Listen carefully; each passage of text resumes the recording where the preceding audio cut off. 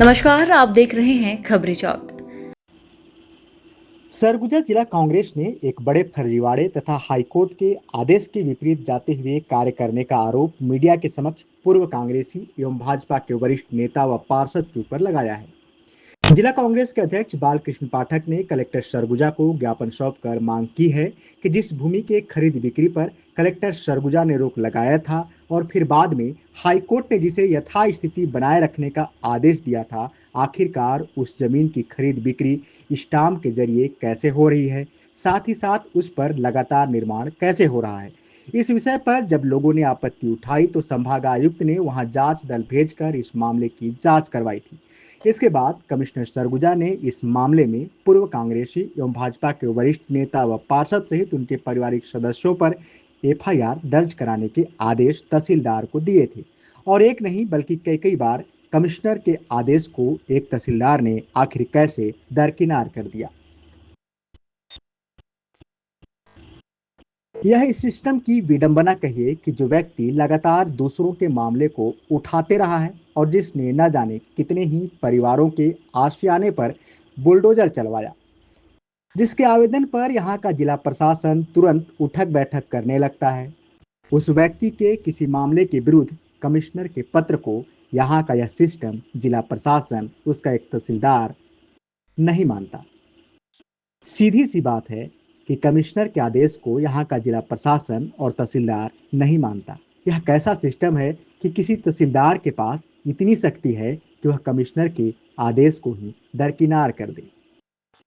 बल्कि हम तो यह कहेंगे कि यह शक्ति किसी तहसीलदार की नहीं, बल्कि यह शक्ति वहां से है जहां से जिला का प्रशासन केंद्रित होता है। पूरी व्यवस्था वहीं से चरमराई हुई है। जिला प्रशासन के मुखिया को ध्यान देना चाहिए कि कैसे कमिश्नर के आदेश को एक तहसीलदार नहीं मान रहा, और अब जबकि यह पत्र सार्वजनिक हो चुका है, यह देखना होगा कि आखिरकार तहसीलदार पर कलेक्टर क्या कार्यवाही करेंगे, जो कि कमिश्नर के पत्र को लगातार दरकिनार कर रहा है। और तो और फिर इस मामले में जिला कांग्रेस के प्रतिनिधि मंडल ने जो शिकायत की है उस पर कोई सुनवाई कलेक्टर करेंगे भी या फिर नहीं, यह भी देखने वाली बात होगी, या फिर यह ज्ञापन भी किनारे धूल खाता हुआ किसी फाइल में रख दिया जाएगा।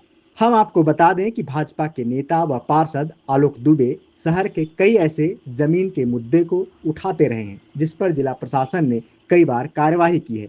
आलोक दुबे सरकारी जमीन पर कब्जा की बात लगातार उठाते रहे हैं और उनके आवेदन पर कई मामलों में जांच हुई है, कई लोगों के आशियाने तक उजड़ चुके हैं। ऐसे में जब उनके परिवार से जुड़ी किसी जमीन पर यदि हाईकोर्ट का कोई आदेश यथास्थिति बनाए रखने की थी तो उन्हें भी एक नागरिक की हैसियत से इस पर नियम के अनुसार कायम रहना था, जैसा वे अन्य लोगों से अपेक्षा करते हैं और लगातार दूसरे मामलों पर कार्रवाई हेतु जिला प्रशासन के साथ पत्राचार करते रहते हैं और जिला प्रशासन के बड़े अधिकारियों से कार्यवाही की मांग करते हैं। ठीक उसी तरह उन्हें भी हाईकोर्ट के आदेश का अर्थात यथास्थिति बनाए रखने के मामले को मानना था। जी, अभी कलेक्ट्रेट पहुंचे थे आप लोग, क्या मामला है और क्या शिकायत की गई कलेक्टर? अंबिकापुर की बहुत बेशकीमती जमीन का मामला है जिसमें माननीय उच्च न्यायालय ने उसमें स्थगन दिया हुआ है। बावजूद कूट रचना करके भवन निर्माण का परमिशन भी लिया गया, स्थगन के बावजूद भी वहां भवन भी बनाया जा रहा है और लगातार 100 एकड़ जमीन का मामला है और लगातार उसमें स्टाम्प पेपर में बिक्री किया जा रहा है।